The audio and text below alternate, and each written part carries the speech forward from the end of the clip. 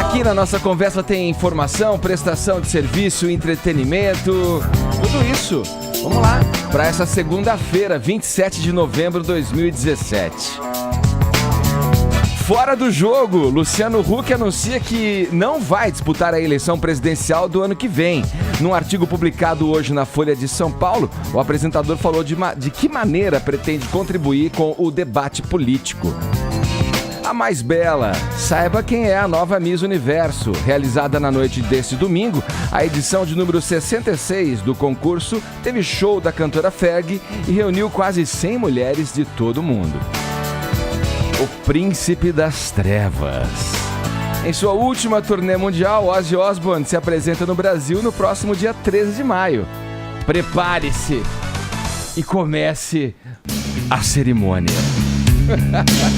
Os ingressos são vendidos a partir da meia-noite.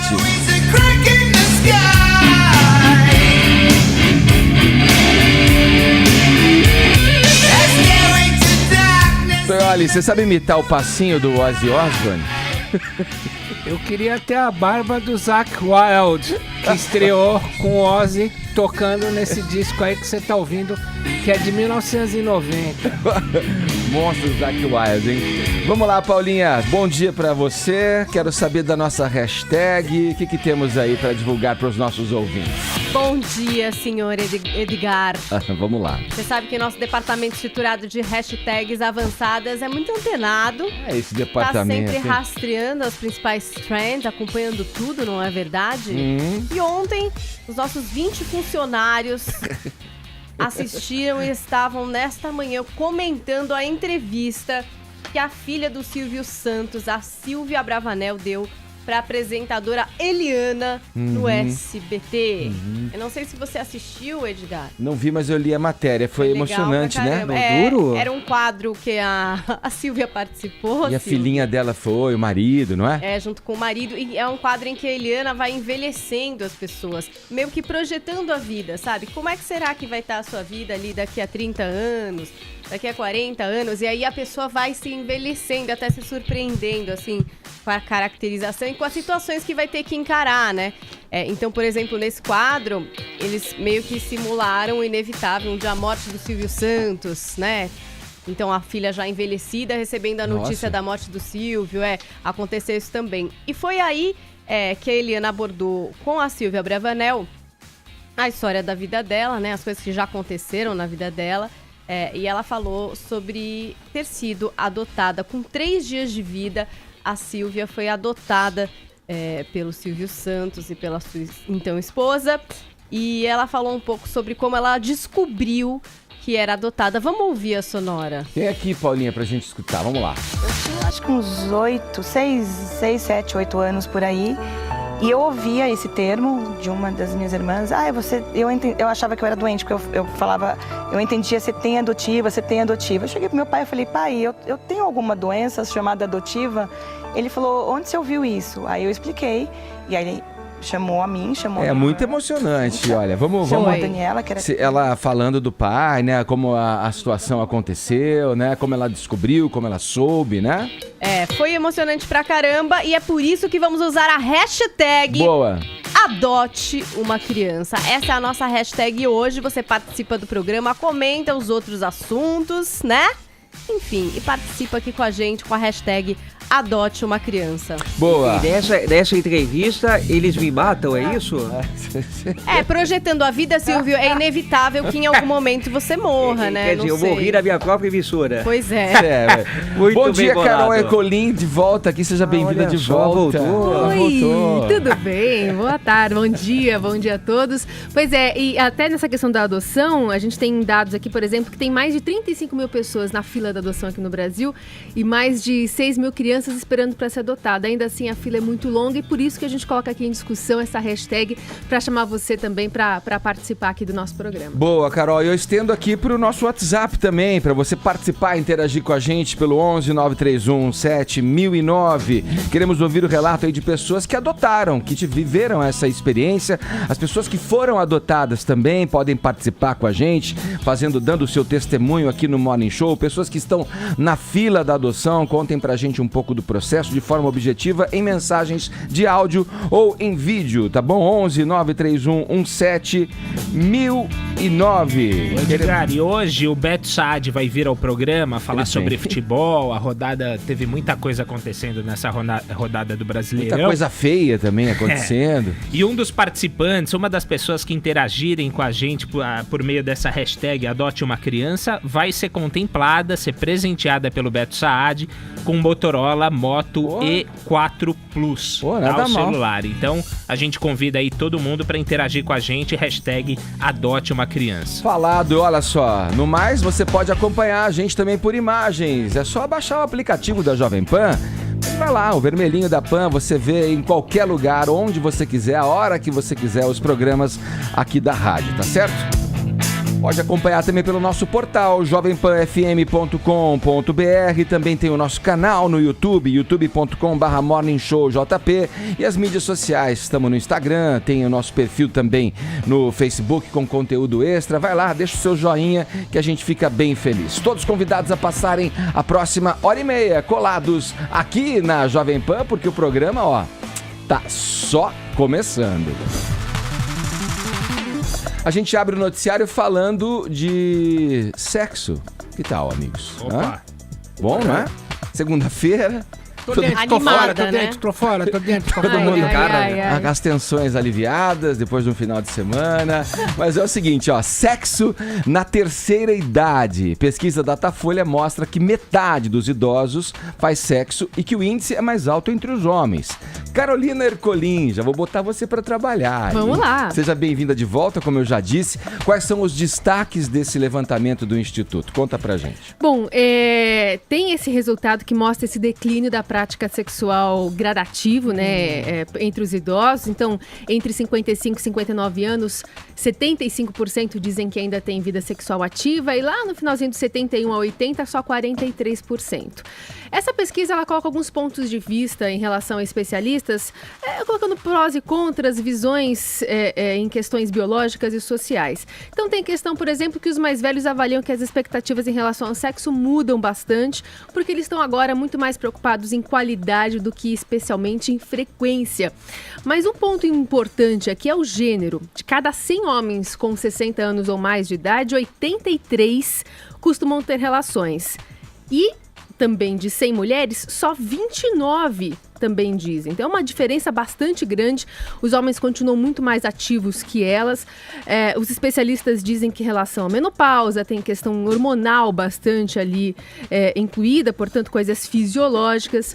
As mulheres têm bastantes alternativas, né? Hoje a tecnologia está aí para colocar creme, melhorar a questão hormonal e fazer com que isso seja mais prazeroso também na terceira idade. Agora, um outro ponto de vista também interessante que essa pesquisa coloca é a relação do idoso e do casamento. Porque a gente tem essa ideia de que a mulher ela é muito mais dependente do casamento do que o homem. Mas na terceira idade, esse estudo da Datafolha acabou colocando esse dado de que 79% dos idosos acham que é muito importante o casamento e entre as mulheres 61% acham isso. E tudo isso leva em conta porque, no final das contas, os especialistas acham que os homens... e admitem isso, não sabem ficar sozinhos, são menos autônomos. Enquanto a mulher rala, toca a vida, toca o filho, arruma a casa, se arranja no emprego ali para ser arrimo de família, os homens acabam ficando mais dependentes e arranjam outra parceira. Então essa pesquisa faz mais ou menos esse panorama dos idosos em relação às atividades sexuais, deixando muito claro que as mulheres estão praticando muito menos na terceira idade do que os homens. Tem a questão hormonal incluída, mas tem a questão social também, porque as mulheres contam muito mais a questão de autoestima, né? De ficar achando que tá caído aqui, né? O que ele vai pensar?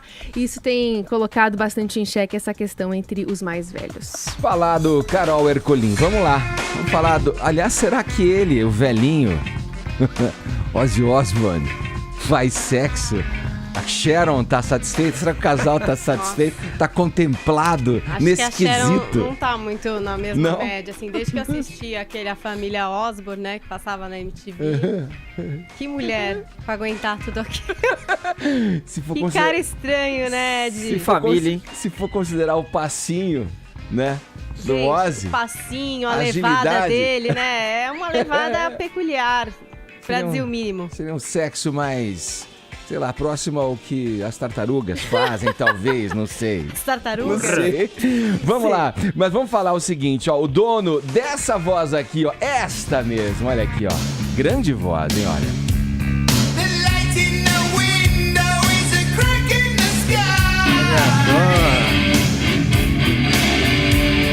Silvio, você não vai chutar quem é? É o Axl Rose? É ele? Não é ele. Ah, não? Não. Mais uma chance, velho. Vamos ver.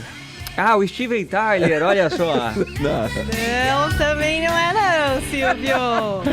É o Ozzy Osbourne, o Silvio Santos. Presta atenção. Ah, Ozzy, ó. Ozzy. Aliás, hoje é um dia especial para os fãs brasileiros do Ozzy Osbourne. As vendas para o show dele no Brasil começam logo mais, óbvio. À meia-noite não existe horário mais apropriado. Meia-noite e um. Meia-noite e um. Agora, esse papo de turnê de despedida, eu não sei, viu? Eu sei lá, não sei. Tenho Você minhas não dúvidas. sabe e nem ele, né? Tenho minhas Porque ele falou, dúvidas. olha, a minha turnê mundial, essa é a última. Mas isso não quer dizer que eu não vá fazer um showzinho aqui ou acolá quando eu tiver vontade. Mas aos 68 anos é bom que o Ozzy esteja se planejando pra dar um break, né? O Black Sabbath já fez isso, já fez sua farewell tour, suas últimas apresentações aí. Agora o Ozzy vai rodar o mundo com as suas últimas apresentações, assim, mundiais, entendeu, Ed? Se ele estiver lá e falarem, pô, você não quer tocar aqui do lado e ele achar que sim, aí ele vai, entendeu? É meio que isso. Mas não fica numas de ter que rodar o mundo numa estrutura que a gente sabe que é bastante desgastante. Essa turnê, por exemplo, que começa no ano que vem, né, em 2018, é prevista para seguir até 2020. A gente vai ter as datas no Brasil, que começam em maio, com apresentação em São Paulo no dia 13, depois tem Curitiba, Belo Horizonte, Rio de Janeiro. Quando passa por 4 cidades, você vê que o cara tá caprichando mesmo, né, no pinga-pinga da turnê. Turnê cansativa, Ed. Depois ainda vai ter México, Chile, Argentina, Europa, América do Norte, enfim, muitos e muitos shows planejados para Ozzy Osbourne. E é isso, meia-noite e um, você se prepare, coloque o despertador, entre naquela sangria desatada para reservar o seu ingresso, porque não é fácil, né? Nem sempre o sistema funciona, né? Às vezes dá erro na Matrix, mas amanhã também, às 10 horas da manhã, começam as vendas físicas dos ingressos do show solo do Ozzy Osbourne. Tem alguns, enfim, especulações de que músicas que vão tocar, né, Ed? Às vezes as pessoas querem saber o que vai tocar do Ozzy carreira solo, o que é que não vai tocar. Bom, são os grandes hits, né? Não dá pra descartar coisas que também fizeram sucesso com o Black Sabbath. E aquela empolgação no palco. Não sei se vai comer morcego, se vai chegar nesse nível, né? Acho que não mais. Se bobear, ele deve estar até vegetariano, aquelas loucas, não sei, né? Os rockstars não são mais como antigamente, né? Você sabe que, por isso que eu já cheguei desconfiando aqui dessa coisa, turnê de despedida, tudo. Bom, o Black Sabbath fez aí, né? Mas eu não duvido também que se acontecer alguma coisa, os caras possam se reunir pra fazer mais uma turnê. Por que não, Ed? Se a conta bancária também der uma, né, diminuída ali, né? Vamos fazer uma turnezinha, galera? Vamos fazer um álbum comemorativo, vamos fazer uma collab, vamos fazer um show com a Anitta, o que precisar ser feito pra continuar Mas, ó, à frente dos holofotes. É difícil sair de cena, né, É Ed? difícil sair de cena, você sabe que, independentemente de, claro, a qualidade vocal, o que representa o Ozzy, o que representa a banda, né, da qual ele fez parte, o Black Sabbath, para o imaginário do rock, mas você sabe que também tem muito, leva-se muito em conta essa questão da aparência, do estilo de vida, porque ele é assim, porque ele é chamado sempre foi chamado do príncipe das trevas. Eu me lembro que eu tive uma oportunidade de falar com o Ozzy Osbourne uma vez, entrevistá-lo, que eu entendi metade das coisas que ele falava, porque ele mais... Dava pra entender direito. Ele mais balbuciava do que falava, era difícil compreender mesmo a fala do Ozzy. E eu me lembro de, aqui para colocar 2 questões que me surpreenderam. Assim, a primeira foi que, principalmente me surpreendeu, que eu perguntei qual que era o herói, se ele tinha herói, quem era o herói dele, e ele me falou os Beatles, que ele gostava do som dos Beatles, né? E uma coisa engraçada também sobre o Ozzy, que eu me lembro da época que eu trabalhei na MTV, é que assim, a primeira vez que o pai dele tomou conhecimento de que tipo de som que eles faziam quando ensaiavam, ainda como Black Sabbath, o pai falou assim: filho, tem certeza que é só cerveja que vocês estão bebendo aí, né? Porque o pai dele já, que som é esse, né?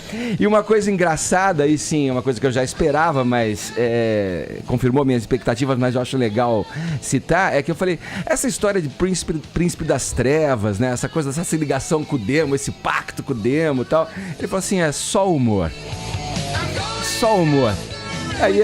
Aí a gente vê também que não dá pra levar tanto a sério, o rock também é pra se divertir, se enfiar de cabeça ali e curtir aquela atmosfera. Então, ingressos a partir da 00:01. 00:01, galerinha. Vamos lá. Bom, eu vou falar aqui com o Tonholi agora, porque tem um outro ícone, né, Tonholi? Alguém está... vamos usar anacoluto, que é aquela linguagem que não pode usar no jornalismo, que é alguém estaria fazendo 75 anos hoje. Olha lá, ó. Deu pra sacar já?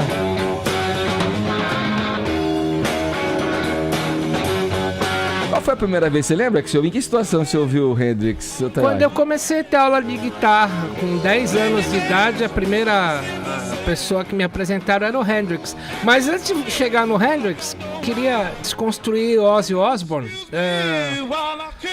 Já que estamos falando de rock, né? Volta pra ele. Vamos voltar. O Ozzy Osbourne, quando ele compôs aquela música pro... Vocês sabem que é o Aleister Crowley, é o maior bruxo negro da história. Foi o que ensinou o Fernando Pessoa a fazer mapa astral. E todo mundo da geração do Hendrix, do Black Sabbath, o Led Zeppelin, cultivavam muito o Aleister Crowley. E tanto que quando o Winston Churchill fazia aquele V de vitória contra os nazistas, foi o Aleister Crowley que falou pra ele que ele tinha que usar aquele V. O Ozzy Osbourne fala na sua biografia que eles nunca cultivaram satanismo, nem Mr. Crowley, que eles ensaiavam num galpãozinho do lado de um cinema, e nesse cinema toda sexta-feira passava filmes de terror e lotava o cinema lá na periferia de Londres. Ele falou, então se a gente adotar alguma coisa satanista, nós vamos vender pra caramba. Então eles copiaram um cinema pra fazer o Black Sabbath. Agora, sobre o Jimi Hendrix, que estaria fazendo? Agora que eu pus aqui o Mr. Crowley. Você botou o Mr. Crowley. Mas pode ir pro Hendrix, pode ir. O que liga o Hendrix ao Black Sabbath é o hedonismo, né? Uma geração que falava, vamos aproveitar a vida ao máximo. O Hendrix morreu tentando aproveitar a vida ao máximo a ponto de morrer. E o Ozzy Osbourne, como o Edgar Piccoli bem contou agora, virou pré-coerente de tanto consumir drogas. Olha aí, isso aí é tudo gimmick, é um troco. Quem adotou o Mr. Crowley de fato foi o Jimmy Page do Led Zeppelin, que comprou a mansão dele em Boleskine, às margens do lago Ness. Boa, Tonholi. Vamos lá. É isso aí, nossos registros do rock and roll para você abrindo essa edição do Morning Show. Olha. Meu Deus, baixou alguma coisa aqui na transmissão. É o Ozzy. Olha. Ele chamou o cara aí e deu problema. É o bruxo. Agora 10h17, horário de Brasília. Seguindo com o Morning Show, o presidente Michel Temer esteve aqui em São Paulo, no Hospital Sírio-Libanês, fazendo uma angioplastia e, segundo informações, terá alta nos próximos instantes, né, Carol? É isso, ele está aqui desde sexta-feira no Hospital Sírio-Libanês para fazer esse alargamento da artéria, né, a angioplastia de 3 artérias coronárias. Desde sexta, ele deve retornar a Brasília hoje à tarde, é a previsão. mas não tem compromissos oficiais, vai ficar de repouso ali, segundo orientações médicas. No sábado, o cardiologista Roberto Calil Filho, que é um dos responsáveis pelo atendimento do presidente, disse que ele poderá retomar suas atividades naturalmente ao longo da semana, mas vai manter repouso pelo menos hoje. Essas 3 artérias tinham obstruções bastante grandes, relevantes, até 90% delas, de algumas delas estavam obstruídas e, portanto, ele tinha o risco mesmo de ter um infarto. Então, por isso, a decisão médica de fazer esse procedimento na sexta, durante o fim de semana. Aliás, ele ficou sendo assistido pelas 3 filhas que ficaram em sistema de revezamento lá no hospital, dando um aparato, um aconchego para o pai. E também recebeu políticos ao longo do fim de semana, ou seja, a parte política não ficou de fora, por mais que ele estivesse de repouso. Então, a expectativa é que ele tenha a alta ainda dada no fim da manhã ou no comecinho da tarde e siga para Brasília, onde deve ficar em repouso. E nós é que vamos seguir para Brasília nesse momento, Carol, falar com os nossos olhos e ouvidos na capital federal, Zé Maria Trindade. Trindade, a gente tem muita coisa para falar hoje, mas quero começar com esse assunto trazido pela Carol Ercolim aqui pra gente. A gente sabe que para ser presidente do país tem que ter aí o coração forte, né? Esse problema com o Temer já é anterior à presidência da República, mas essa pressão toda aí deve ainda mais complicar o caso dele, né? Bom dia. Haja coração. Muito bom dia. Para você ter uma ideia, Edgar, nessa semana aí, assuntos importantes como a reforma da Previdência, nesse projeto menor e que está enfrentando dificuldades, a continuidade aí da reforma ministerial, que é essa briga, essa disputa aqui por cargos públicos na esplanada, e também o foro especial. Ninguém fala de outra coisa, viu, Edgar? A preocupação do momento.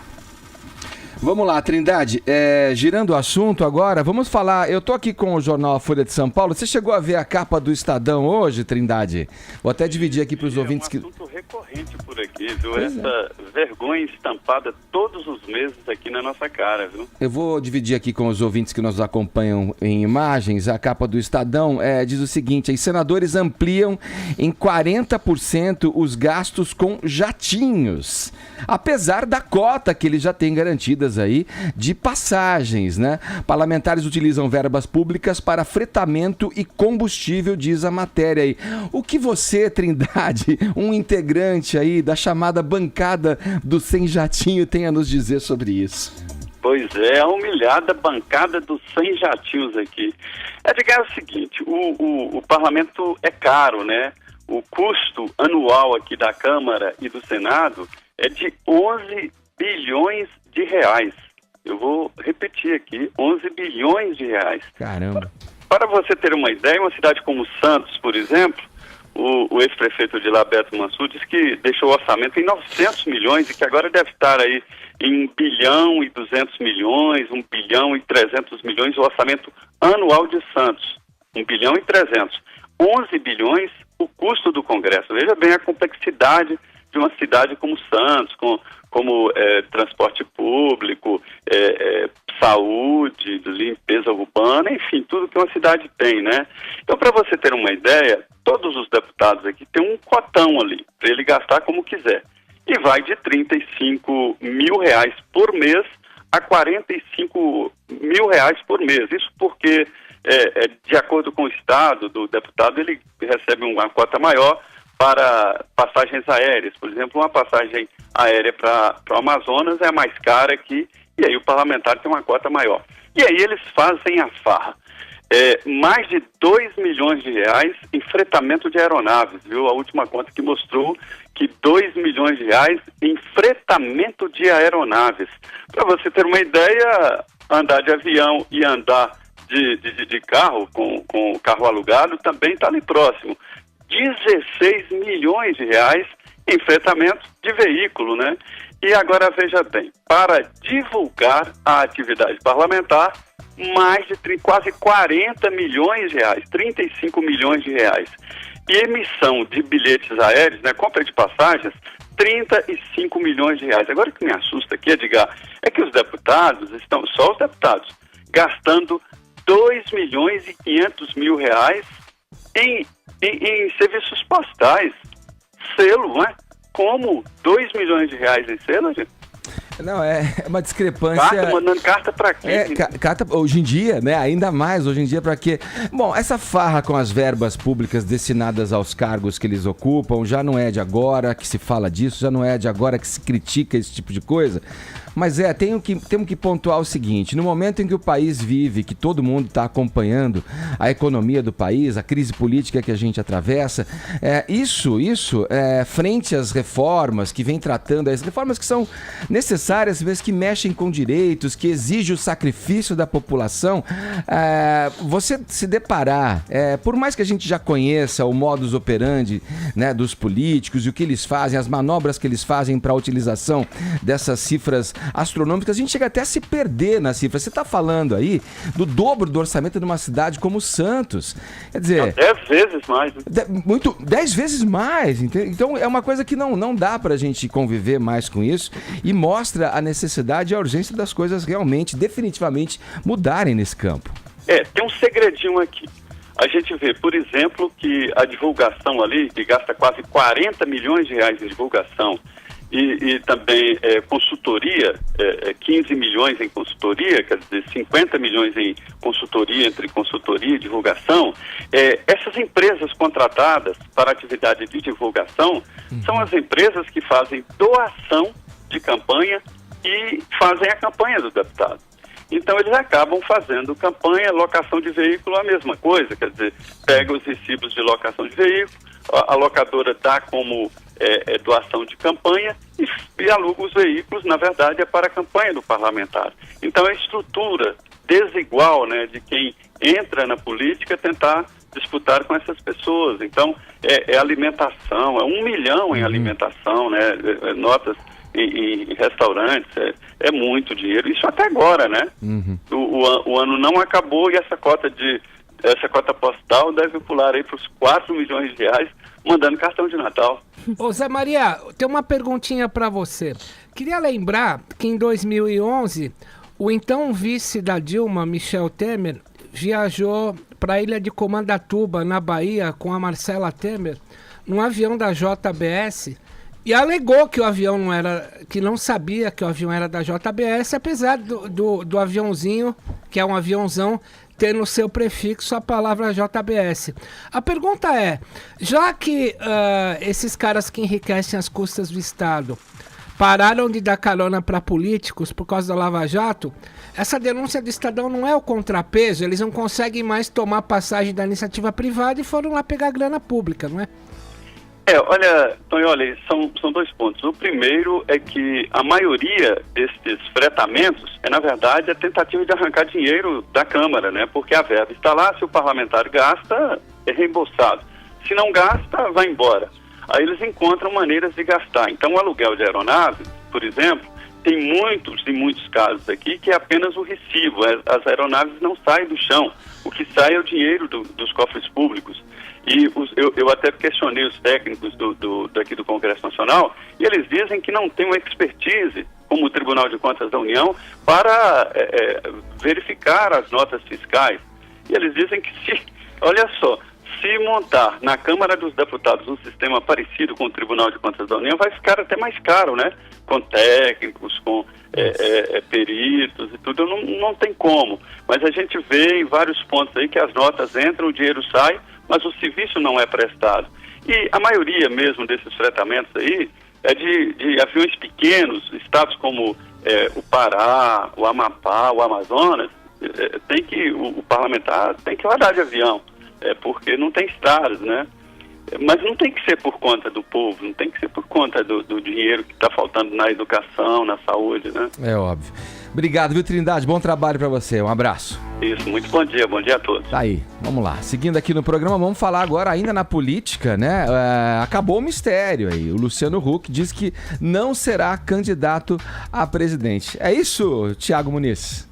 É isso, Edgar. Bom dia a todos. E a resposta veio em artigo A gente tá sem publicado o áudio nesta do Thiago. Vamos retornar do início? Faça favor, Bruno. É isso, Edgar. Bom dia a todos. E a resposta veio em artigo publicado nesta segunda-feira nas páginas da Folha de São Paulo. Luciano Huck ocupou o prestigioso espaço da seção Tendências e Debates e diz que não vai pleitear espaço nesta eleição para a presidência da República e que continuará tentando colaborar de maneira ativa para melhorar o país. Luciano Huck começa esse artigo citando a Odisseia, Ulisses. Nos últimos meses ele esteve amarrado ao mastro, tentando escapar da sedução das sereias, cantando a pulmões plenos e por todos os lados, inclusive dentro dele mesmo. Ou seja, ele reconhece a pressão que vinha sofrendo para ser, eventualmente, candidato à presidência da República. Mas ele diz também que ouviu a família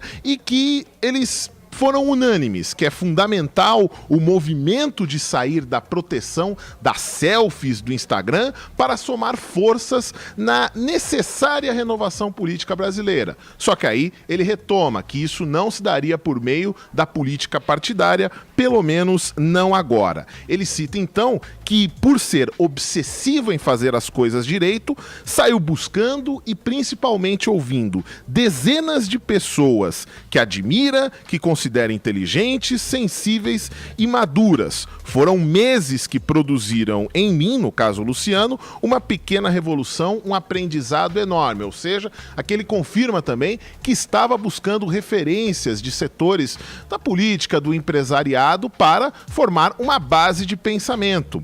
E ele afirma que a geração dele está trabalhando com vigor em muitas frentes, mas pela política tem feito pouco. Ele então acrescenta: sigo acreditando que o melhor caminho passa obrigatoriamente pelos movimentos cívicos, pela abertura de espaço na mídia para novas lideranças, pela saúde tratada com respeito, pela tecnologia que alavanque as boas ideias. E que o momento de total frustração com a classe política e com as opções que se apresentaram no panorama levou o meu nome, o nome de Luciano Huck, a um lugar central na discussão sobre a cadeira mais importante na condução do país. E ele fecha aqui: com a mesma certeza que neste momento não vou pleitear espaço para a presidência da República, quero registrar que vou continuar, modesta e firmemente, tentando contribuir de maneira ativa para melhorar o país. E para isso, não são necessários partidos, cargos, nem eleições. Ou seja, ele manifesta essa disposição de continuar juntando forças, agregando pessoas, pensamentos para colaborar. Se não nesta eleição, será que para os próximos anos Luciano Huck vai se tornar vai prestar um papel importante dentro do processo eleitoral do país? Já está prestando nesse ano. O nome dele chamou muita atenção e, por enquanto, ele se retira do páreo. Aguardemos os próximos capítulos nos próximos anos, Edgar. Obrigado, Thiago Muniz, conversando com a gente. Passo a bola para você, Tonholi. Como é que você analisa aí essa possibilidade primeiro e agora essa possibilidade que se desfaz do Luciano Huck seguir na corrida aí? Eu vejo como um problema. Problema porque o país está bipolarizado. Estou falando isso todo dia. A gente tem de um lado o Lula, que se vende como esquerda, né? A gente tem a Marina Silva, que parece um submarino argentino, desaparece. Aí de repente você tem um sinal, é um sinal falso, né? Aí você tem do outro lado o Bolsonaro, com aquela hordas de seguidores que só sabem falar, não discutem ideias, colocam mito Bolsonaro 2018, seu bostinha, é isso.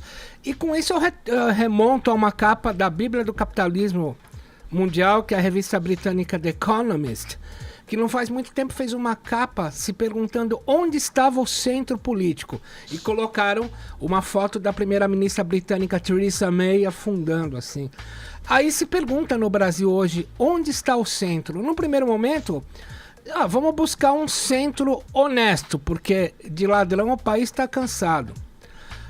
Se buscava o João Dória, que me parece que abandonou a nau, E aí veio o nome do Luciano Huck, que inclusive estava trafegando com desenvoltura entre hostes que definem as coisas no poder, acompanhado a tiracolo do ex-presidente do Banco Central sobre Fernando Henrique, o Armínio Fraga, e ele se vendia e era esperado um cara honesto e que representaria uma candidatura de centro.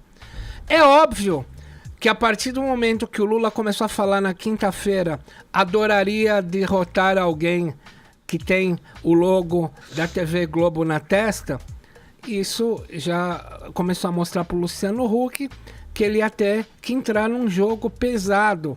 E ele não está acostumado a jogar esse tipo de jogo pesado. Não que ele deva nada para ninguém, mas iria complicar muito a situação. O que eu me pergunto agora é quem sobrou de candidatura de centro, que é uma tendência em que o mundo inteiro está se polarizando, haja vista o avanço da direita na Holanda, na Áustria, na Alemanha, a direita furiosa. Não é essa direita que é palhacitos, tipo Bolsonaro. Isso aí é voo de galinha, não dura muito. Agora eu me pergunto, quem sobrou de candidato de centro para a gente ocupar essa lacuna, esse hiato, essa vacância que há no centro político brasileiro? Não tem. Você não acha que, por exemplo, Joaquim Barbosa, que inclusive foi um dos consultados, né, pelo próprio Luciano Huck nessa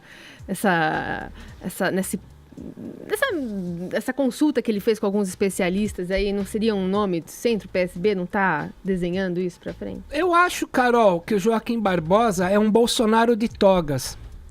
Haja vista que várias vezes, enquanto ministro do STF, ele alegava que estava com a clássica dor nas costas e era visto em cadeira numerada no estádio do Morumbi tomando um esquinho vendo o jogo de São Paulo.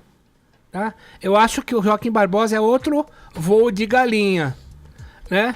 Agora, esse vácuo no centro torna a situação, eu acho, mais temerosa. Quem seria o candidato de centro agora? O Alckmin? Fica no ar. E o Tonhão falou um negócio interessante, que é essa questão de você repensar. Ele, no texto da Folha de São Paulo, ele coloca essa reflexão sobre pensou com a família, né? Pensou bastante e tal. E, querendo ou não, novatos, e o Bolsonaro vai entrar um pouco nisso, nessa questão presidencial, passam por um corredor polonês bravo, né? De devassa da vida profissional, pessoal. Talvez Luciano Huck também não estivesse à disposição de ter realmente saído desse conforto, de ter hoje uma vida consolidada de profissional para entrar nessa outra questão política que é muito mais perversa do que a boa vontade, né? Às vezes a gente se colocado fica mais difícil. A ideia que a gente tem é que essa política não é para fracos, você tem que ter estômago para entrar. Você falou, Tonhão, uma coisa interessante, o jogo pesado da política, mas ele no texto dele também, só pra gente também não embaralhar muito aqui, ele no texto dele também fala da ausência do jovem efetivamente atuando na política, porque nega a política, porque vê a política como uma coisa suja, um jogo pesado. Em outras tantas áreas, os jovens ensinam os viciados, digamos, mais experientes, para não dizer os velhos, que a gente deve repensar a maneira como conduzimos as coisas, né? Talvez esteja aí realmente a grande sacada pela qual o Brasil tem que passar, elevando, e que os jovens de maneira lúcida interajam com a política, levando suas novas propostas, suas novas ideias. Porque esse jogo viciado, esse jogo sujo, a gente já sabe onde deu. E esse jogo se dá em várias esferas. Você falou em jovens, vamos colocar uma coisa aqui. Por exemplo, o MBL, que diz que representa tantos jovens, agora está com o Alexandre Frota, eu até perguntei isso para ele aqui no Pânico. O MBL, por exemplo, rouba diariamente vídeos produzidos por funcionários da Jovem Pan, apaga a marca d'água da logomarca Jovem Pan, coloca MBL e coloca como se fosse deles. É a tal coisa, eu condeno o citado na Lava Jato, mas dou uma carteiradinha no guarda da esquina. Cadê a ética, porra? É o jovem atuando de maneira nova, não o jovem atuando da maneira, né, antiga. Agora 10 horas 40 minutos, horário de Brasília.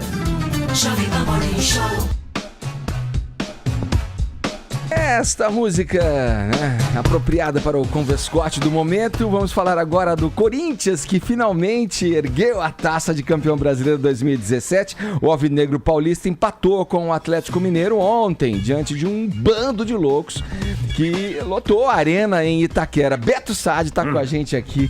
Bom dia, Beto. Muito bom dia, Edgar, meus craques da Jovem Pan. É verdade, ó, o Corinthians ontem meteu 46 mil pessoas e a maior média de público do Campeonato Brasileiro, e a taça finalmente foi erguida. E a quanto se deve, eu me referi aqui ao bando de loucos, a quanto se deve a esse título do Corinthians à torcida fiel corintiana? Olha, eu daria, e fiz isso na nossa enquete lá no Esporte, eu dei 100% para a diretoria, porque no começo do ano... Ô, louco, velho. Porque no começo... Só a diretoria? Veja só.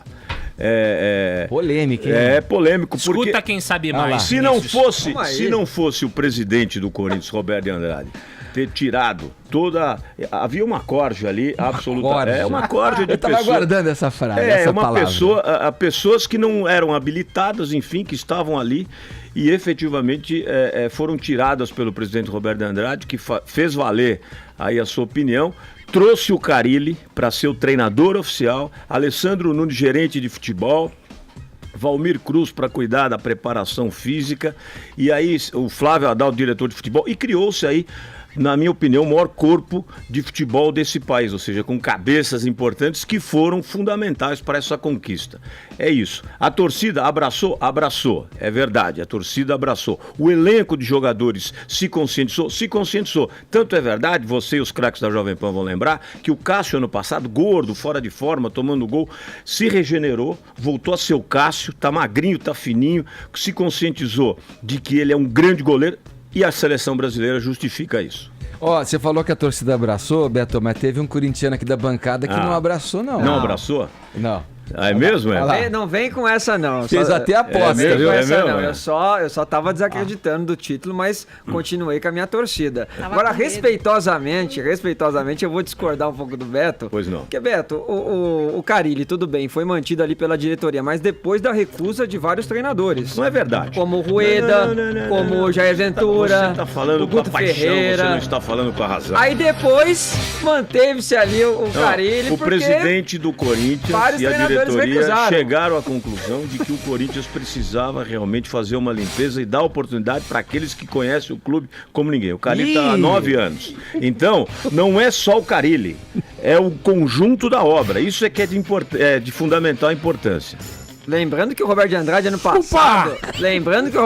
ano passado trouxe Cristóvão e Oswaldo de Oliveira, que regrediram e retrocederam o Corinthians. É verdade. Mas às vezes na vida, meu craque Vini, a gente precisa dar 2 passos para trás para dar 20 adiante. Claro.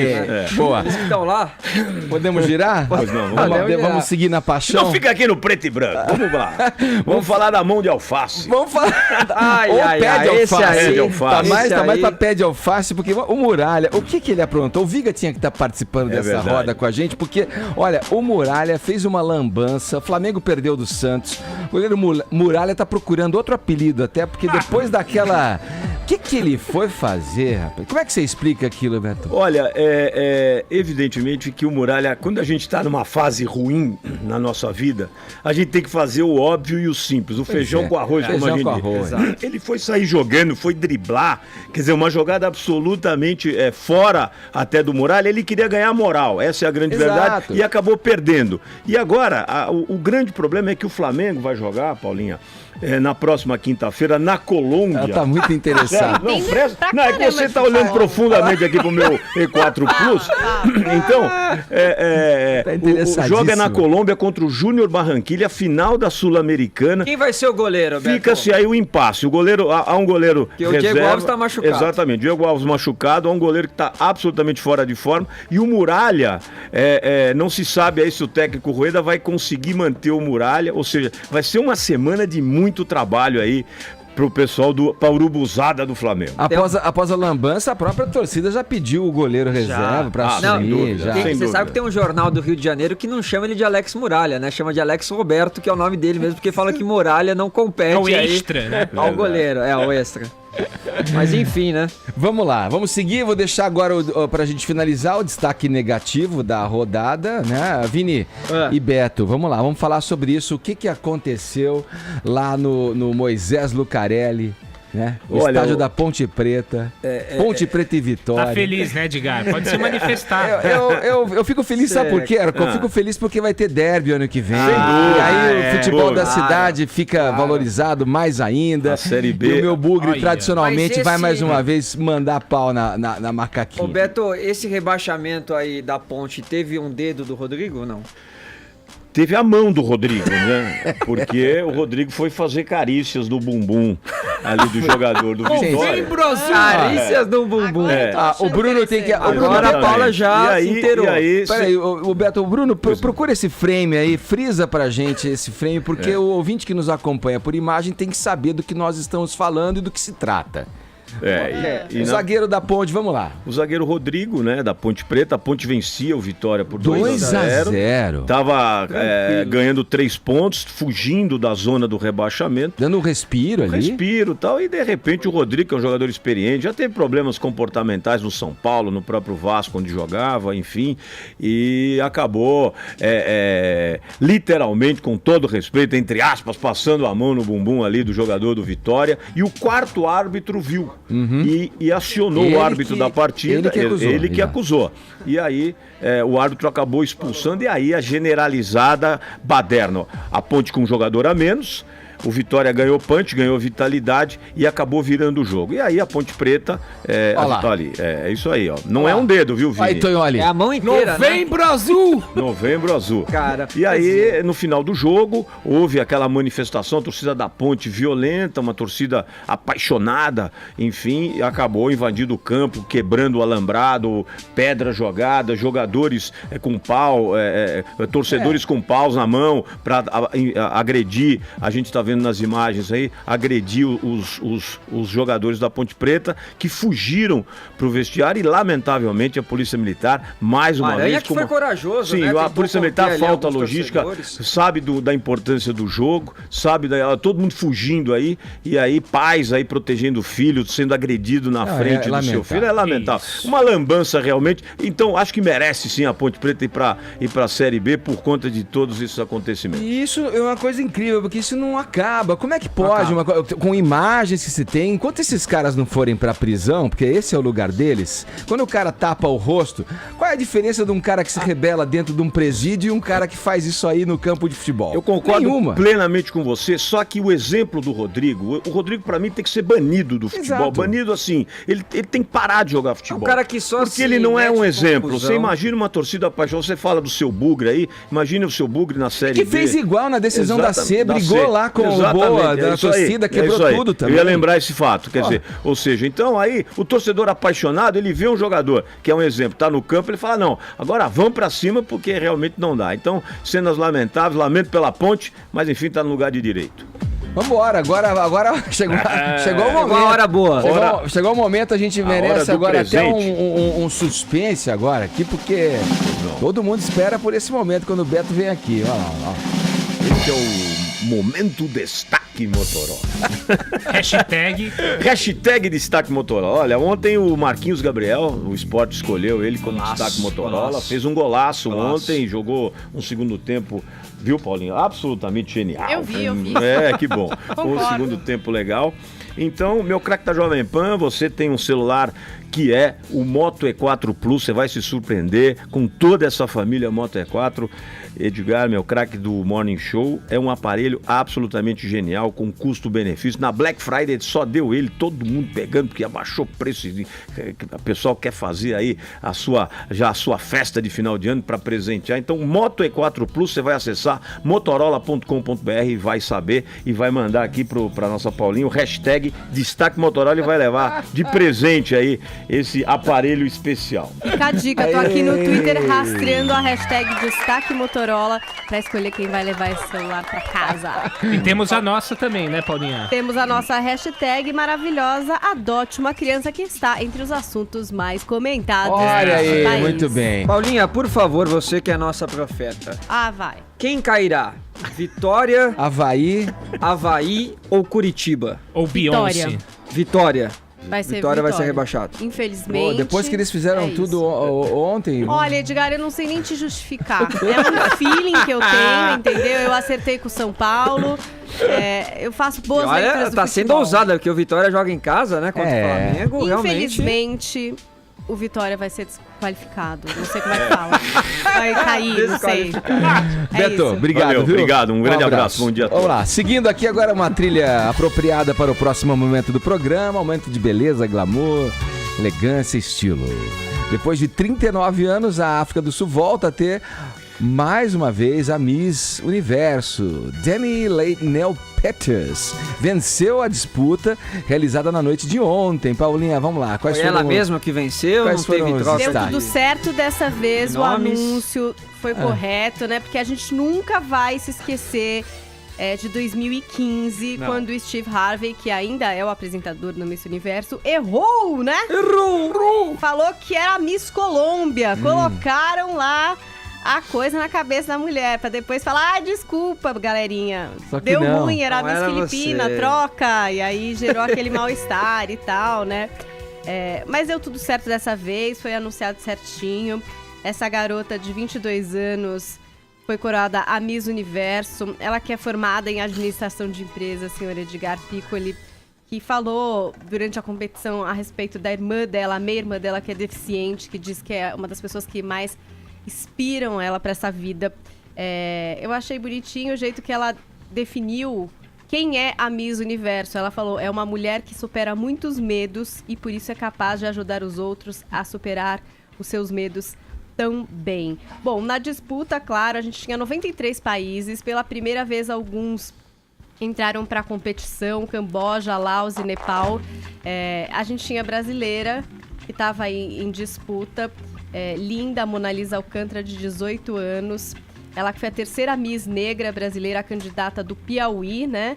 A Miss Brasil. Mas não deu certo. Você sabe que o Brasil não ganha o Miss Universo há 49 anos, né? Quanto? 49. A última brasileira a ganhar foi a baiana Marta Vasconcelos, em 1968. Teve também em 63 a gaúcha Ieda Maria Vargas, mas faz tempo que a gente não emplaca nem entre as finalistas. Senhor Edgar Piccoli. Mas essa menina aí venceu, é uma graça. Né? Eu até entrei no Instagram dela para ver as fotos, vídeos, separar para colocar aqui no blog. Ela encampa também uma campanha contra a violência contra a mulher. Ela faz um monte de coisa interessante e desmistifica um pouco a história da Miss, que eu acho que isso tem sido feito, aproximar um pouco mais da mulher. Então tem muitos vídeos dela não se levando muito a sério, até falando sobre isso.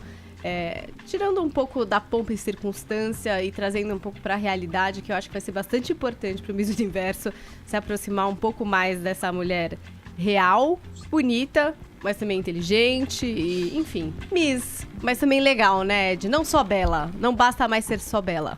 Eu ia te perguntar, e ler O Pequeno Príncipe. Qual é que é o intuito desse concurso, Paulinha? Olha, eu não vejo problema nenhum em premiar mulheres bonitas, sério. Mas eu acho que a cada vez mais eles têm que também entrar em contato com uma outra coisa, entendeu? Porque beleza não põe a mesa, Edgar. Já dizia a minha avó. Isso não é novidade, entendeu? Então, quando pegarem mulheres legais que realmente são exemplos e que possam inspirar as pessoas a vencerem os seus próprios desafios, eu acho que não tem nada de ruim. Enfim, eu acho legal. Mas não pode ter mais um concurso só de beleza? Não. Eu acho que pode, mas eu acho que não dá pra desvincular, porque a partir do momento que você tem pergunta, se a pessoa tá representando um país, só por ser bela, não sei, eu acho que a gente não cabe muito. Podia fazer o lado B do Miss Universo. Aí você pegava um monte de urutal militante. Lado B.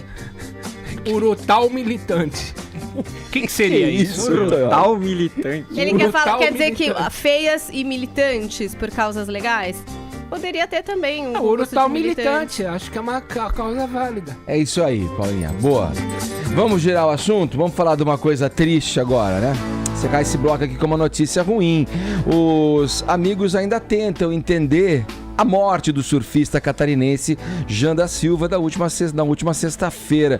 O que aconteceu exatamente, Vini? Já se sabe aí? Então, a causa da morte ainda não foi oficialmente revelada. A família do Jean da Silva, de apenas 32 anos, né, o surfista brasileiro, não revela aí a causa da morte. Há uma suspeita de suicídio, mas esses amigos, Edgar, dizem que não havia nenhum indício aí de depressão do Jean da Silva, apenas dão algumas explicações, como um término de namoro recente, que teria abalado um pouco ele, o momento profissional também não era dos melhores, ele que ocupa a posição de 132 no ranking lá da World Surf League, mas não apresentava, né, assim, indícios realmente de depressão. Então foi uma morte que causou realmente muita surpresa aí, tanto para os familiares como para os amigos do catarinense Jean da Silva, encontrado morto na última sexta-feira lá em Joinville. Ele recebeu uma homenagem, né,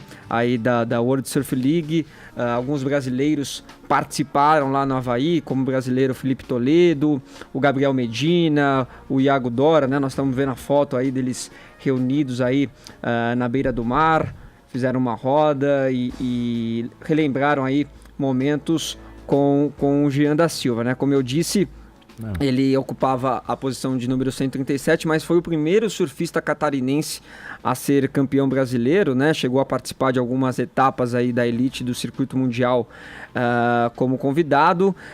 O auge da carreira dele, né, quando ele conquistou esse título aí, foi em 2010. E nas redes sociais, realmente, né, Edgar, a gente procurou algumas fotos aí e ele exibia fotos com entusiasmo, né, de alegria ali, pegando várias ondas. Então, realmente é estranho ter passado por isso neste momento. E aí nós temos também algumas despedidas aí de amigos, né, surfistas, do Adriano de Souza, do Gabriel Medina, enfim, uma morte que nós lamentamos aí do Jean da Silva, surfista brasileiro de 32 anos, Edgar. Agora 11 horas, 1 minuto, horário de Brasília.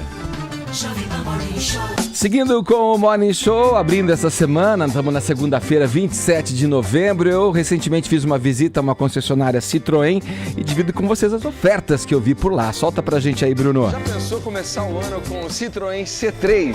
Então não perca tempo. Preste atenção nessas ofertas inspiradas em você. O Citroën C3 Attraction combina design moderno e puro conforto como nenhum outro no seu segmento. Ele também é muito mais economia a cada quilômetro rodado com o motor PureTech, que recebeu nota A do Inmetro. Ah, você quer tecnologia? Ele vem com central multimídia touchscreen de 7 polegadas e espelhamento do seu smartphone de série. Tudo isso com revisão de R$1 por dia, 3 anos de garantia e uma oferta imperdível de R$ 52.540 por R$ 49.990 mais taxa zero. E agora, para finalizar, com mais R$4.000, você pode dar um upgrade para o Citroën C3 automático, com um novo câmbio de 6 marchas e motor 1.6 de 118 cavalos. Aproveite essa oportunidade. Não é só uma Black Friday, é a oferta do mês Citroën Jovem Pan. Isso aí, as ofertas são válidas durante este mês de novembro. Seguindo lá com o Morning Show, Silvia Abravanel, a filha número 2 do Homem do Baú, né? Silvia Abravanel abriu o coração numa entrevista à apresentadora Eliana. Vamos lá, Paulinha, como é que foi esse papo? A gente já falou um pouquinho na abertura do programa, exatamente, mas foi quadro que chama Como Passar pelos bem emotivo, anos. Né? Foi, então tava a Silvia e o marido. E esse papo da adoção começou com o seguinte, ela tem 2 filhas, ele também tem uma filha, e aí a Eliana perguntou, vocês pensam em ter filhos juntos? E aí a Silvia tava falando que ela tinha guardado o óvulo pra tentar, e que ela tentaria só uma vez, porque ela já teve uma complicação na última gravidez e tal, e que se isso não desse certo, com muito orgulho, ela adotaria uma criança. E aí entrou-se na história da Silvia, que foi adotada com 3 dias de vida pela Cidinha e pelo Silvio Santos. E aí ela contou pra Eliana como é que ela descobriu que não era filha biológica, mas de coração do Silvio. Vamos ouvir a hora dessa descoberta, Edgar? Eu tinha acho que uns 7, 8 anos por aí. E eu ouvia esse termo de uma das minhas irmãs. Eu achava que eu era doente, porque eu falava, eu entendia, você tem adotiva. Eu cheguei pro meu pai e falei, pai, eu tenho alguma doença chamada adotiva?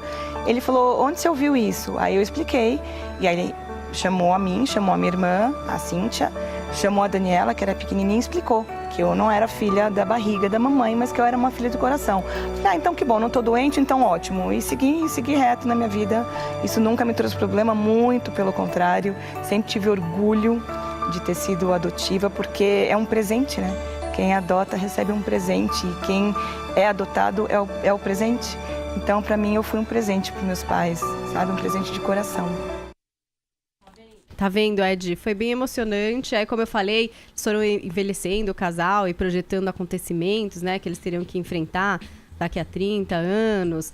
Então, a Silvia com 66, ela e o marido, depois com 86. Essa é a proposta do quadro.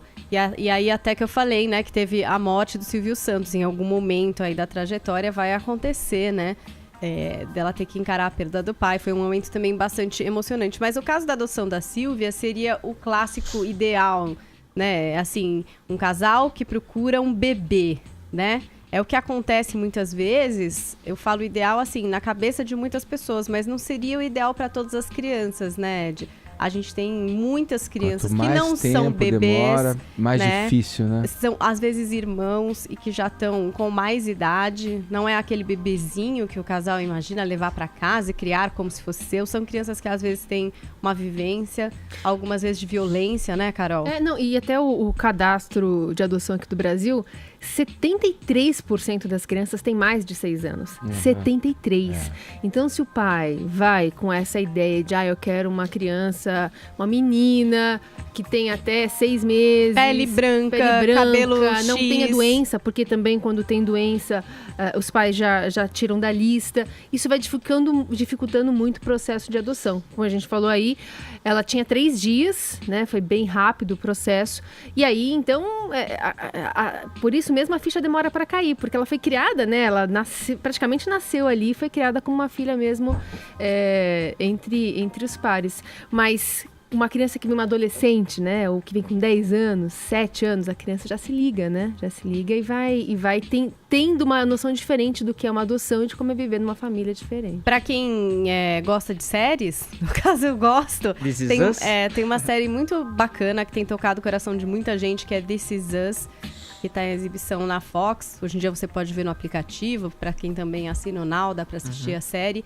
Em primeira temporada, já está terminando a segunda temporada nos Estados Unidos e que trata também disso, né? É um caso de adoção, um pai e uma mãe que vão ter trigêmeos, perdem um dos filhos no parto e decidem adotar um menino negro que está ali, que é entregue no hospital na mesma noite do nascimento dos filhos. E a gente acompanha a trajetória dessa família e é muito emocionante mesmo as diversas situações da mãe tentando se adequar àquele filho que não é o filho biológico, dos irmãos também e da própria criança, e depois o resultado desse garoto mais velho e a vontade que ele tem também. Enfim, eu não vou contar porque eu não quero dar spoiler, é realmente muito emocionante, pega assim, muito lencinho e se prepara, porque This Is Us também trata desse assunto de uma forma especial, e a nossa hashtag aqui, como é que tá aí, Adote uma Criança, como é que entre os assuntos mais comentados do Brasil. Olha aí, que maravilha! E tem muita gente lembrando aqui das cartinhas das crianças órfãs que ficam no correio, né? As cartinhas pro Papai Noel. Então as crianças mandam pro correio pedindo, às vezes é um par de tênis, é um brinquedo, é um bichinho, às vezes bola, né? Uma coisa bem simples. Hashtag adote uma criança. Você pode ir lá no correio e pedir essas cartinhas e você pode ser o Papai Noel dessas crianças que estão órfãs e, quem sabe, possam ser adotadas também. E tem gente lembrando também de famílias que adotam informalmente, né? Tem aqui a Ida falando que é de uma família nordestina e fala que adotar é uma coisa tão normal. A avó adotou 2, a mãe adotou 4 e vai juntando na família e vira irmão mesmo. Que antes também tinha um comportamento que era diferente também, que era uma adoção onde você punha a pessoa meio para trabalhar. Uma coisa estranha que acontecia bastante aqui no Brasil, que era aquela história, adotou, mas na verdade estava ali para ajudar na casa. Tinha também essa situação em muitos lugares. Mas não só, né? Não só, mas até numa outra série, Anne with an E, trata isso não no Brasil, mas na Inglaterra, que era também a mesma situação. Meninas que às vezes muito jovens acabavam adotadas por famílias que já tinham muitos filhos, que acabavam ajudando a criar aquelas crianças. Eu queria lembrar que a palavra aluno vem de alumni. O que é alumni? Alumni é filho adotivo no antigo latim. Na Roma antiga, a família era mais valorizada pelos filhos que ela adotava do que pelos filhos biológicos. Era status adotar a criança. Daí que vem aluno. Vamos lá, o tema da do nosso WhatsApp hoje também é relativo à adoção. Essa hashtag aqui trazida pela Paulinha, adote uma criança. Vamos ver o que os nossos ouvintes estão dizendo aqui, a experiência que eles dividem com a gente pelo nosso WhatsApp. Vamos lá. Bom dia, Jovem Pan. Bom dia. Bom, meu nome é Manuela, eu sou aqui de São Paulo e eu fui adotada. Desde sempre eu sabia que eu era adotada. Meus pais sempre falavam, você é nossa filha do coração, mas o amor é tudo igual. Então, assim, me sinto muito feliz. Eu tive uma família maravilhosa, tios, tias, primos, que são maravilhosos, e principalmente os meus pais. Hoje meu pai é falecido, mas tenho a minha mãe e pretendo futuramente com meu marido e os meus filhos adotarem uma criança. Então, um abraço e hashtag adote uma criança. Bom dia, pessoal do Morning Show. Meu nome é Benete, sou de Jarinu, São Paulo. Eu tenho um filho adotivo, hoje ele tem 16 anos. Eu e minha esposa, quando conhecemos, ele tinha 10 anos. Foi uma adoção tardia. É a coisa mais maravilhosa da minha vida. Não escolheria outro filho para mim a não ser ele. E tenho mais 31 cachorros que também são meus filhos e mais 21 gatos. Porra. E é muito trabalho, mas sou feliz. É isso aí, pessoal. Bom dia a todos. Bom dia. Bom dia, pessoal do Morning. É o Ivan da Vila Mascote, tudo bem? Bem. Então, a minha esposa Cristiane e eu adotamos uma menininha, uma linda menininha chamada Melissa. E ela está conosco desde o dia 1º de novembro, ou seja, não tem nem um mês ainda. E nós estamos vivendo a deliciosa experiência de ver o dia a dia. Trocar fraldas, choro, brincar. Vocês não imaginam como coisas tão pequenas, tão triviais, fazem tão bem pra gente. A convivência, criando essa liga de amor e carinho. Grande abraço a todos. Tchau. Muito legal, né? Bacana ouvir experiências positivas, uma decisão tão importante na vida das famílias que adotam e mais importante ainda para a criança ali que é adotada, né? Vamos girar o assunto aqui no Morning Show. O casal de atores Bruno Galhaço e Giovanna Eubank vão tomar as devidas providências legais contra uma coisa, sei lá, uma criatura. Nem sei como é que eu posso definir essa pessoa, Vini. Uma pessoa que gravou um vídeo racista horroroso, assim. E sem a menor...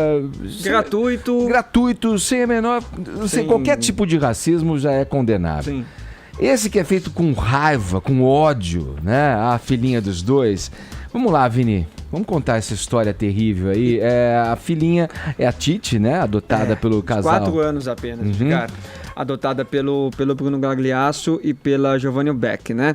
Então essa coisa aí, como você bem falou, né, Edgar, que se auto-intitula blogueira, socialite, né? A tal da Day McCarthy. Bom, eu não a conhecia e queria ter continuado não conhecendo, né? Mas infelizmente o vídeo dela acabou repercutindo devido a... Mas você fala que é americana, é brasileira, o que é? Ela é brasileira e mora no Canadá.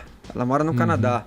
E aí ela tem essa certeza da impunidade por morar lá. Por morar fora. Né? Porque ela acha que ninguém vai processá-la, ninguém vai tentar alguma coisa contra ela, porque a gente sabe que é realmente um pouco mais difícil, né? Eu até conversei hoje cedo com o advogado Arthur Rolo, colaborador aqui da Jovem Pan. Ele disse que o casal teria que entrar por meios das leis lá do Canadá mesmo, né? Um advogado ir até o Canadá e entrar com processo, mas aí tem que ver as leis lá do país também, com relação a racismo, com relação à injúria. Nós não vamos nem exibir o vídeo da Day McCarthy, cara, porque eu acho realmente desnecessário, é um vídeo fortíssimo, as grosserias que ela fala, mas ela fala coisas do tipo que a menina é uma macaca, que a menina é preta, cabelo de palha, nariz de negro, enfim, são coisas assim horrorosas, vindo de uma pessoa insignificante, desprezível,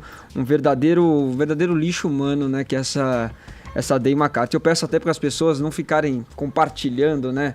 Tá no YouTube? Esse vídeo tá no YouTube. Cadê a política do YouTube de tolerância? Você coloca, às vezes, inocentemente algo que é de um trecho de uma televisão, vem reivindicação de direitos autorais. Agora, um caso desse fica no ar. Cadê vocês, YouTube? E ela já tinha falado, viu, Tonholi, também do filho do Roberto Justus, com a Tiane, né? A filhinha deles, comparando ela com o Chuck.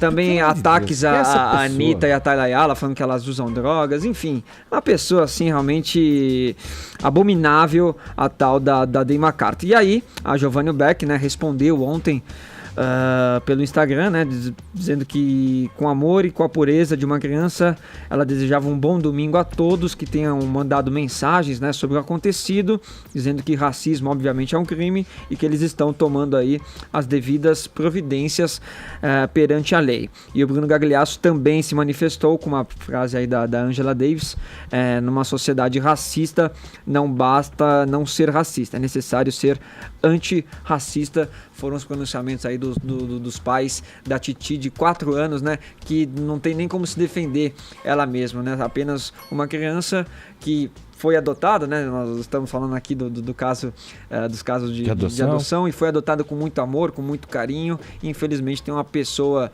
dessa que se acha no direito de gratuitamente ofender e fazer essas agressões verbais. É lamentável, Edgar. Agora, uma dúvida, Vini. Esse vídeo viralizou, as pessoas compartilharam ele, é isso? Né? Porque também é um meia-culpa, né? As pessoas, elas acabam compartilhando, por mais que seja, vou compartilhar porque eu quero que as pessoas vejam quão abominável é isso. Mas compartilhar, você tá dando uma publicidade pra uma coisa horrível. É o que a gente não quis fazer aqui, né? Dar palanque pra uma pessoa dessa. A gente não ia nem falar disso. Mas é muito tênue essa questão. Porque quando se compartilha também, você expõe essa atrocidade e você... E aí as pessoas que falam que não existe racismo são obrigadas a encarar essas pessoas nefastas que ficam escondidas e agora se acham no direito de ficar falando isso. E não é a primeira vez, então ela se sente encorajada porque ela ganhou publicidade, de alguma maneira ela se sente bem com isso, né? De alguma maneira ela não se sente nenhum pouco... Nenhum constrangimento.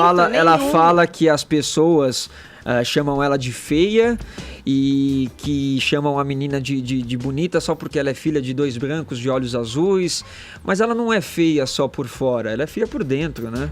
Principalmente essa mulher, por dentro, né? Eu, por exemplo, tomei conhecimento do caso por um post do Andrezinho Hernan, que é repórter esportivo e tal. Depois que ele postou no Twitter dele, eu fui ver. E aí que eu tomei conhecimento. Provavelmente não teria tido conhecimento dessa barbaridade, mas eu não sei, fica aquela questão mesmo que a gente falou aqui, né? Você compartilhando, você expõe uma atrocidade para que as pessoas vejam e que para as pessoas, enfim, é difícil. É lamentável mesmo, não tenho o que dizer, né? Vamos lá, daqui a pouco a gente segue aqui, agora 11h23, horário de Brasília.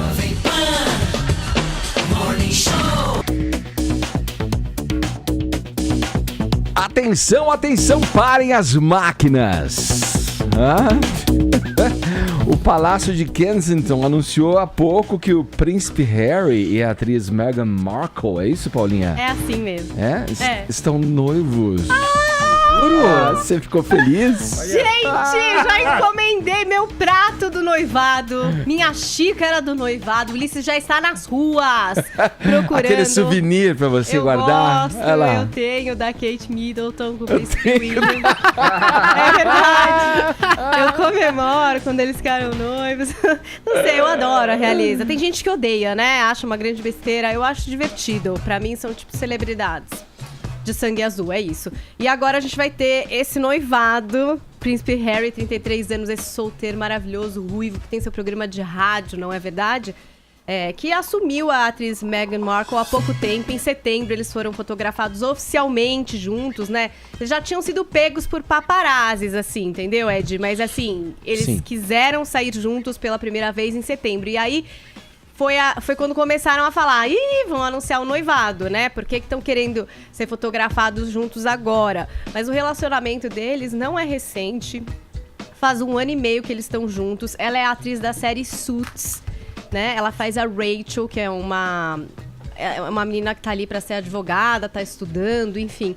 Inclusive, essa semana saiu também a notícia de que ela estaria fora da série para uma próxima temporada ou para o spin-off, que é o que imaginam que vai acontecer. Suits está na 7ª temporada agora, no ar, né? Termina em 2018. E o que foi divulgado é que ela sairá da série, vão arranjar um casamento para ela lá na série, e ela vai sair da série. Então, mais um reforço, todo mundo, bom, então se ela vai sair é porque vai ter coisa pra fazer, né, o ano que vem. E o comunicado oficial diz que eles vão se casar na primavera, no ano que vem. A gente não tem uma data exata, mas se você pensar na primavera na Inglaterra, entre março e junho do ano que vem. Teve também o comunicado dos pais dela, né? Eles diziam ali que o príncipe já tinha pedido para os pais. Então tem o comunicadinho dos pais que, claro, estão extremamente felizes pela Meghan e pelo Harry, não é verdade? Desejam-lhes uma vida de felicidade, estão entusiasmados com o futuro deles. E teve também os duques de Cambridge, Charles e sua esposa, uma declaração mais sucinta ali, dizendo que estão super entusiasmados e que tem sido maravilhoso poder conhecer a Meghan e ver como são felizes juntos.